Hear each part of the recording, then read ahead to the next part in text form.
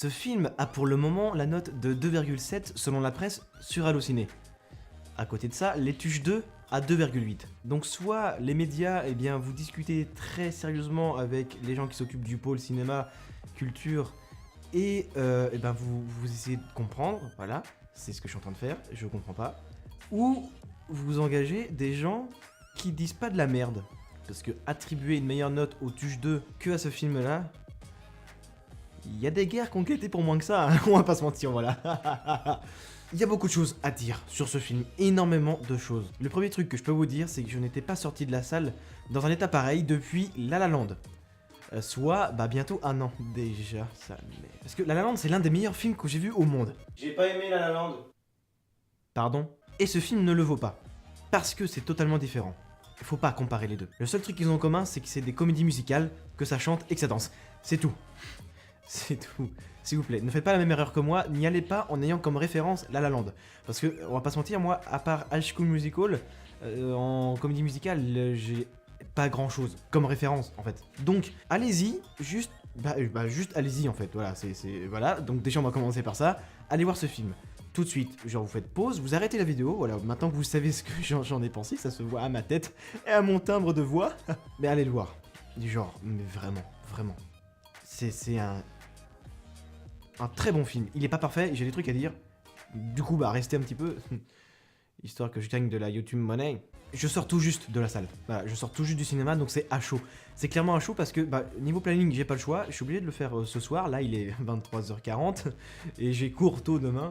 Et je sens que je vais être fatigué, ça se voit à ses yeux. Mais j'ai décidé de le faire quand même. Désolé les voisins. Déjà, si vous avez aimé la musique que j'ai mis en introduction, eh ben, allez voir le film. Voilà, vous n'en serez que ravis. Et je vais essayer de comparer quand même avec La La Land parce que c'est c'est une des seules grosses références en comédie musicale que j'ai, mais surtout parce que c'est une comédie musicale qui a fait beaucoup parler d'elle. Je pense que ce film-là va plaire à un plus large public que les autres. La La Land, on pouvait comprendre pourquoi il plaisait pas. Pourquoi les gens, non. Oui, si, pourquoi les gens ne l'aimaient pas. C'est particulier, ça parle de jazz, ça parle de films qui sont vieux, c'est une culture qu'on connaît pas trop, la réalisation c'est pareil, elle est assez spéciale, même si c'est très bien fait. Les gens vont vous dire, il était très bien réalisé, mais l'histoire, enfin voilà, l'histoire est super simple. C'est ça la différence avec ce film-là. The Greatest Showman, ouais, c'est bon, je l'ai dit une fois, j'ai un accent de merde, donc voilà. C'est que l'histoire et la musique n'ont rien à voir. Évidemment, c'est pas le même film. Merci Sherlock. La musique, dans La La Land, vu que les acteurs principaux chantaient et ou faisaient du piano, des trucs comme ça, ça tournait quand même beaucoup autour de ça. Trompette, jazz, piano, voilà, c'est le même chant. C'était... ça concordait au monde que l'image donnait. Voilà, la musique était en raccord avec l'image. Et c'est ça la différence avec ce film-là, c'est que la musique ne concorde pas avec ce que l'image montre. Je dis pas que les scènes n'ont aucun rapport avec ce que les personnages chantent ou disent, ou la musique, le thème musical, pas du tout. Si, du coup ça a un rapport avec l'image, mais c'est par rapport au cadre historique. C'est pas de la musique raccord avec l'époque du film.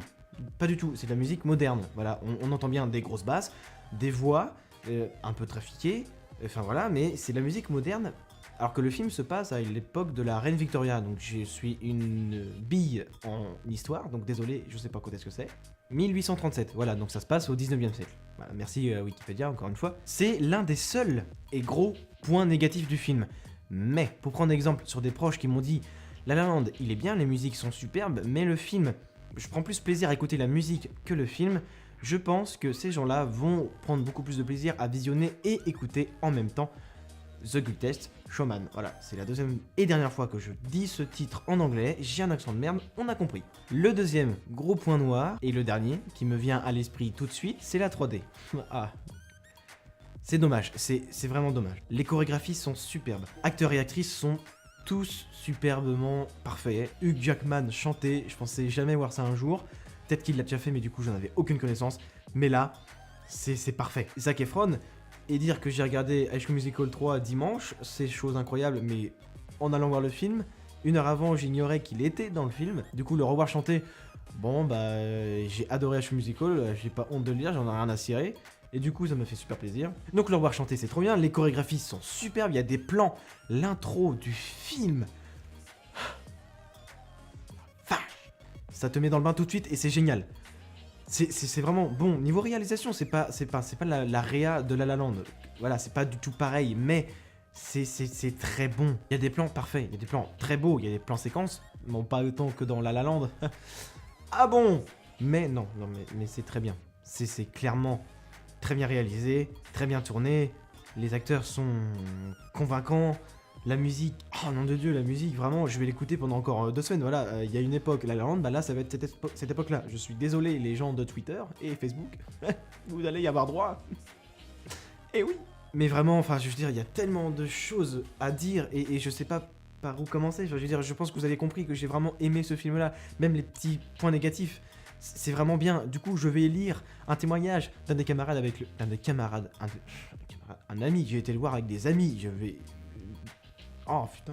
Alors, l'histoire est intéressante et les scènes importantes sont bien rythmées, que ce soit la musique, la chorégraphie, l'ambiance de la scène. Le jeu des acteurs était bon, on voit Hugh Jackman dans plusieurs états. Oui, ça c'est bien vrai d'ailleurs, Hugh Jackman, mais encore une fois, déjà qu'avec Logan, il m'avait vraiment bluffé. Mais là, le casting des chanteurs est très sympathique, surtout pour la chanteuse, je sais plus son nom, bah moi non plus. Il m'a donné des frissons la première fois qu'elle chante avec sa voix puissante et beaucoup d'émotions. Que ce soit les jeunes, les vieux, les parents, les célibataires, les amoureux, enfin je veux dire, tout le monde, allez voir ce film, il est très beau. Je peux pas vous raconter l'histoire, j'ai pas envie de vous spoiler, j'ai pas envie de vous faire ça. Allez voir le film, profitez du film. Je sais pas comment conclure cette critique, il faut que j'arrête de bouger parce que le micro est là. Je suis comme tout le monde, j'ai des problèmes perso. Mais ce film, vous sortez de là, tout va bien. Il peut pas vous faire bader. Ou alors s'il vous fait bader, c'est d'une bonne façon. Vous sortez de ce film, vous écoutez la BO une deuxième fois, ce que j'ai fait sur le trajet de retour. Vous allez voir ça un soir, vous rentrez chez vous, vous êtes tout excité parce que ce film vous a mis de bonne humeur. Vous vous couchez en ayant le sourire. Et pour finir, il y a une citation à la fin de ce film que je connais plus par cœur, mais le message c'est que l'art le plus beau du monde, c'est de rendre heureux. Et c'est ce que fait ce film. Ou du moins c'est ce qu'il essaye de tout son cœur. Donc allez le voir. S'il vous plaît.